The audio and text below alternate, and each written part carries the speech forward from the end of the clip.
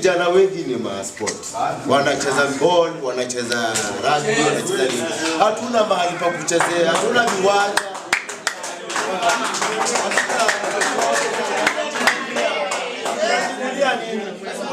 Watu wengi na sport hapa juu. Hapa vijana ni mafootballer mbaya. Sisi hatuwezi fanya public holidays za Kenya. Hatuwezi.